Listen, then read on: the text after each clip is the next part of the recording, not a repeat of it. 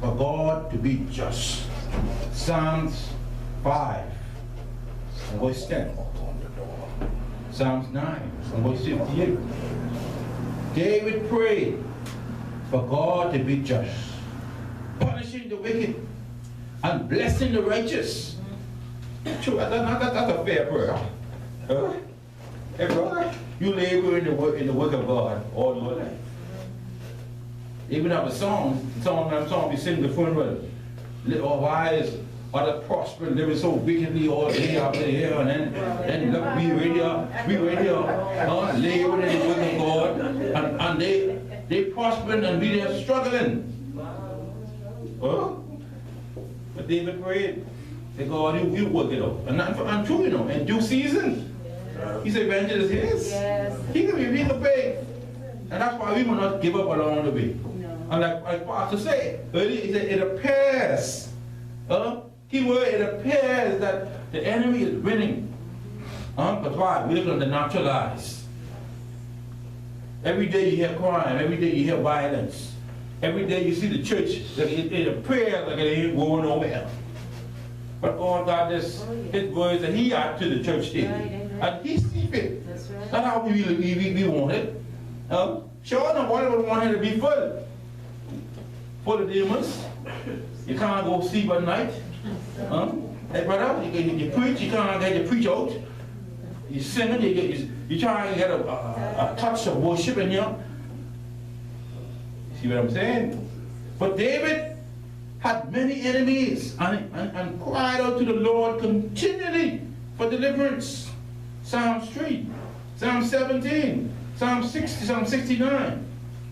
Then Psalm 31, he said, be merciful to me, O Lord, for I am in distress. My eyes grow weak with sorrow, my soul and my body with grief. That's what I'm saying, as I said earlier.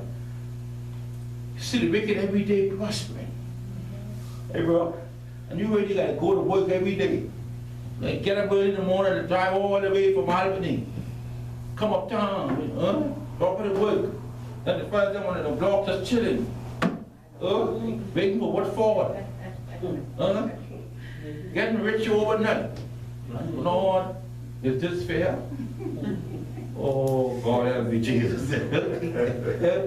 But it's fair, because God knows, he sees and he knows. He knows your labor. And your reward is, you will get it. You will get it. My next point. David trusted God. Oh yeah, this is good. This is really good. He trusted God. Psalm 4, verse 3. Psalm 13, verse 4. Psalm 21. Psalm 17. It says, and he feared God rather than man. Even the beasts of the field, he wasn't scared of them. He took the lion, and he fought the bear. See, y'all give me my sheep. What y'all into? That's how God fights for us. He protects us. It appears, Pastor say, that we lose it. It appears that God ain't with us, but he is right there. Even in the midst of our sin, he said, man, come on this time. Drain each every day, come. It's a song that he was there all the time, waiting patiently. Right there, man, come on. You've been in this monk too long. The same David spoke about the miry clay. He said, you come with this. It's not a place to be. Come into the fold of righteousness. This is clearly evident. See, further, he trusted God. He said, this is clearly evident in the story of David and Goliath. I don't care how big them battles is. This big, tall, big giant that's making sport of God people. All I need is a sling. And today's life, the sling is God's word and prayer. That's all we need. Fervent prayer of the righteous availeth much. God honors that prayer. When you see and hear you calling, you listen. It was nothing extraordinary for David to fight and defeat Goliath, because the Lord will give David the victory over Goliath. So it is to us. The victory is ours. Yes. Just keep pressing forward. Amen. Just keep moving step by step. And let's do it together. You have differences? Come to the side. Say, Pastor, I have a difference. I have an odd. I have a concern. But like you said this morning in Sunday school, when I was about to leave where I was, I began to check me.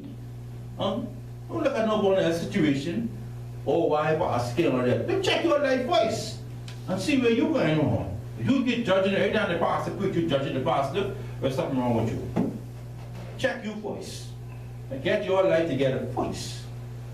When you're going to examine you through the Spirit, and you see that you don't do no wrong, and the pastor for it.